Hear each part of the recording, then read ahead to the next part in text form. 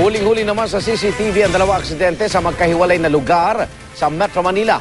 Saksi si Julio Segovia.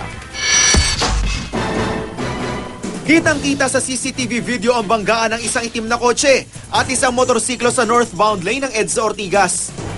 Ang rider, tumilapon at nagpaikot-ikot.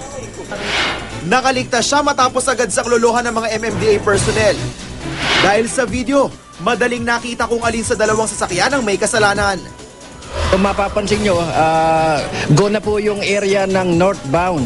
At yung motorsiklo, siya lang yung tanging nag-iisang tumawid.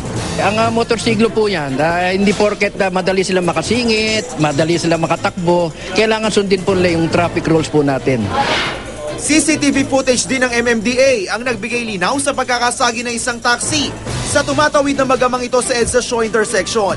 Yung mag-ama, nagmamadali silang tumawid at hinahabol nila yung pagkakaroon ng gap. Kasi po, nagpalit na po yung ilaw, yung mga sasakyan na nanggagaling sa Kalentong, patawid na po sila ng Shaw Boulevard. Meron pong gap yan eh. Yung gap na yun, yan ang hinabol nila sa pagtawid. Kaya sila inabutan ng taxi. Nang makatayo, lumapit ang ama sa driver at inambaan ito.